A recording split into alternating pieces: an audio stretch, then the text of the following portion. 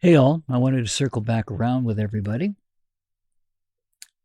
You've been talking about planning things out, right? Getting your schedule written out for the year. And as part of that, what is it that you need for equipment? Now, it's quite possible that there's equipment out there that you didn't even think about. For example, because I'm always a shoot and go kind of guy, right? Shooting on the run. I never thought about a stabilizer, for example. Didn't even think about them existing for that matter. Typically, they're used more for movies, right? Any of those movie sets that you see where there's a truck driving with a camera and somebody's driving the car, so they're in front of them with a truck, and that's how they're filming the car coming toward them. All of that stuff requires a stabilizer, because if it didn't have a stabilizer, then the movement of the truck would cause the screen to shutter, right? Well, they make them for people too. Now, if you're looking to use something along those lines, for example, let's say you want to do a panorama at a wedding, and you want to do some video. You've got your digital camera, right? And you want to use all the capabilities of it. So now you want to take still photographs. You want to do some videography as well. Maybe you're going to do it on the same card. Maybe you're going to swap cards in and out to do it. If you're going to swap cards in and out to do it, make sure you've got a good solid metal case that you can pop those cards into. So when you put it in your pocket, it's there. The reason I say a nice metal case is because if you're shooting and you're not paying attention where you're going and you trip and you fall on your butt, you don't want to crush the case. But if you're going to swap, you're going to have extra cards anyway. Make sure you've got something solid that they're going to be held in.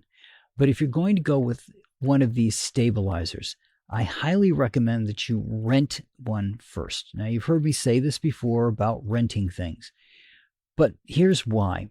I went and got one. I wanted to see what the stabilizer was like. I was a DJI stabilizer. It was heavy. Without proper strapping to your body to help take the weight of that off, it's very hard to do anything long-term with it. You could do some great short-term stuff, but it was a big, heavy thing. Now, it did a great job of stabilizing. I'm not going to take away from that. You put your camera in there, the gimbals are in there, you're all set to go. You even don't have to adjust the camera directly on the camera itself. It went through the controls on the stabilizer, so you could do all the adjustments that you needed to right from there. It's a great little device. Very expensive, but very heavy. And in order to use that properly, in my opinion, you need to have some kind of harness on your body. And that's to take that weight off your arms so that you can use it for a longer period of time. But also bear in mind, if you're shooting a wedding or something like that, right? So you're going to be shooting things here and there, maybe some quick hits here and there, quick movies here and there, like the bride walking down the aisle. And you're going to be popping in and out with that. You don't want your arms to be fatigued from carrying around a stabilizer when you want to take shots that are now just photographs, because your arms are going to be fatigued. They're not going to be quite as solid. And the last thing you want is a blurred shot of the bride and groom because you're walking down the aisle with the bride, or sitting in the background, taking that picture of the bride walking down the aisle toward the groom, perhaps from behind the minister, and using the focal length of your lens to keep her in focus as she walks towards, so she looks like she's in the same spot, but you're just adjusting that zoom so that she's getting closer and closer. And you can do all that, but again, if your arms are now fatigued from that, even though your camera's light but your lenses aren't, you're going to be flipping over to now use your camera. It's going to get a little bit tough on your arms. And if the stabilizer isn't attached to you and hopefully out of the way when you're shooting, or able to be swapped out of the way when you're shooting, you got to do something with the stabilizer while you're taking photographs. Right? If you've got something that can just strap to you and maybe you can just flip it up, it's out of the way, and you can shoot, and then you can just pop things back into the stabilizer as needed, that'll work out best for you. But again, you're going to have to figure out which one is going to be the best for you and for your circumstances, what you want to do, what kind of photographs do you want to take. Maybe you're a nature photographer and you'd love to go out there and get some pictures of the birds and things, but you'd also like to get some video of the birds.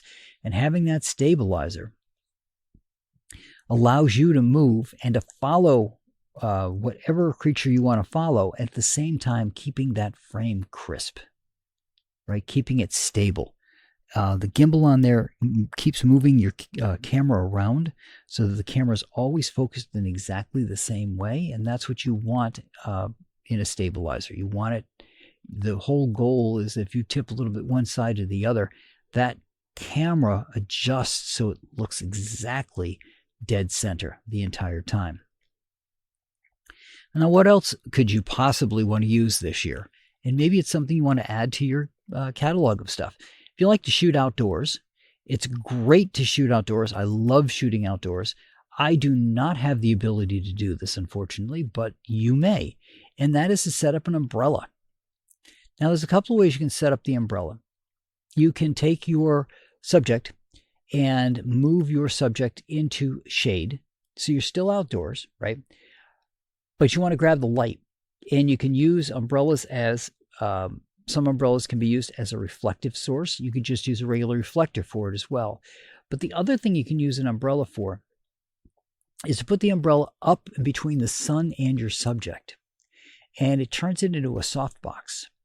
You still get the light of the sun coming through. You get all that beautiful natural light, especially when you're talking golden hour. But because of the fabric of the umbrella, it's going to soften that light and get rid of that sharp edge that sunlight lends to somebody's features. It softens the whole thing up. So if you can't get them into an area where they're in the shade and then use reflectors to bounce the sun onto them, you can use an umbrella as well. I have never seen it. I'm sure it's made, but I'm not big into umbrellas. I've seen white ones. I've got a couple of white ones, as a matter of fact, but I'm sure they make other colors as well if you wanted to pitch the light to a different color, or use some kind of plastic of the color that you're looking for inside the umbrella. So not at pushed against the umbrella itself, but down at the bottom where the umbrella opens up and the light's coming through. So the light goes through that before it hits your subject, and you change the lighting on your subject. Of course, the other possibility too when you're outdoors shooting and you've got them tucked in is to use LED lights. So you can kick in the sun from whatever angle you can, and then you can add a little golden light from LED lights to add that golden hour touch to it if you need to shoot and it's not quite golden hour. So you have a lot of different tools that you can get, like I said, that you may not think about. I know a lot of people will think, well, if I'm going to be a photographer and I want to do motion, I'll just get a drone. Wrong. You can't fly drones over people unless people are involved in the shoot, and it's 250 grams, which doesn't give you a great platform to work from.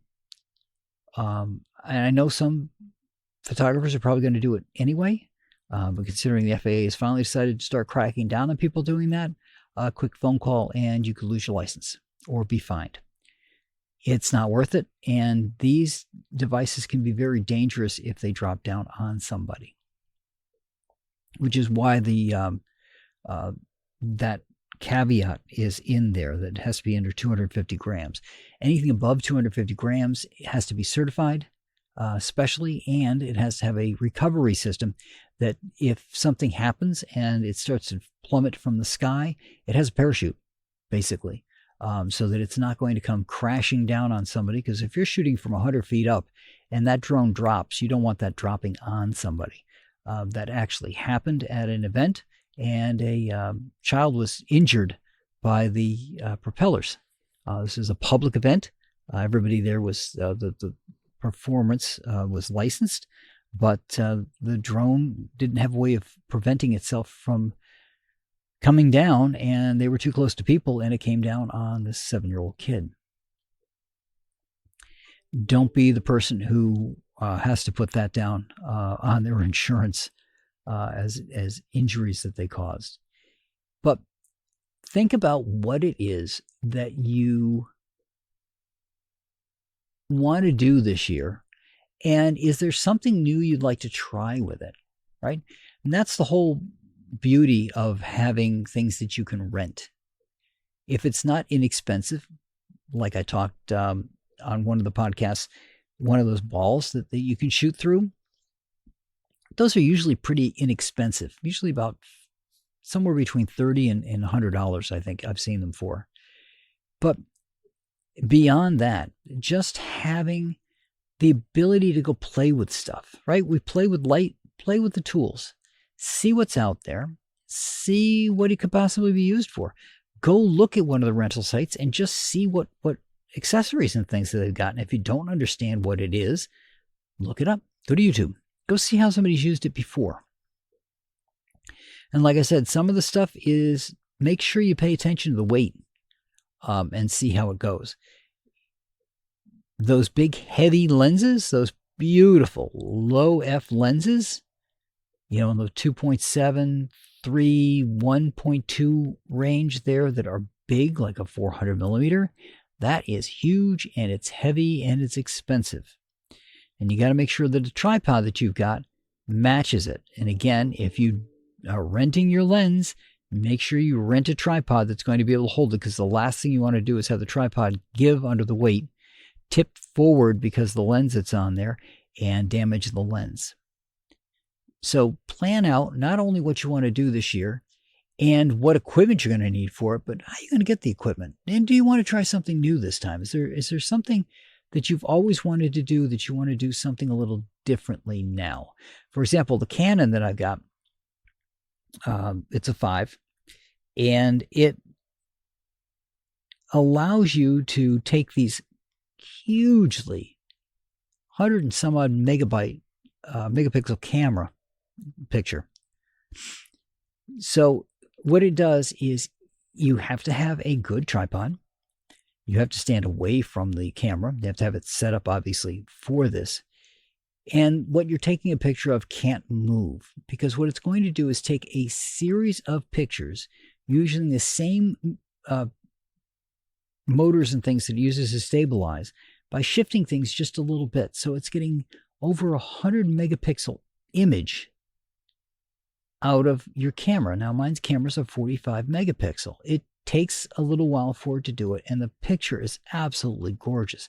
But the subject can't move because it's got to keep taking these pictures over and over again and stitching them together digitally.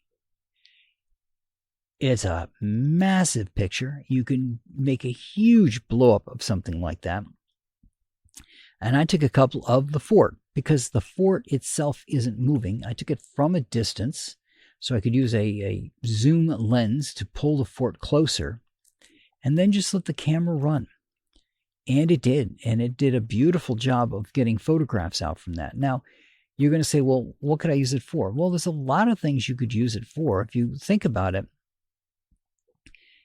especially anywhere where you have seasons, which is everywhere, and you have a beautiful fall foliage going on, imagine being able to take that at a 100 megapixel level.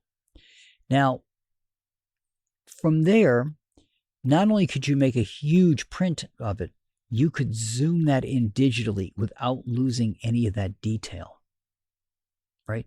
You're cropping off the stuff you don't want, which every time you crop stuff off, obviously, you're losing megapixels. Got a 45 megapixel thing and you're cropping it down to 60%, you just lost 33% of or 40% of your megapixels that you had because you've cut them off. But if you're at 100 and you even went down to half, you're at 50.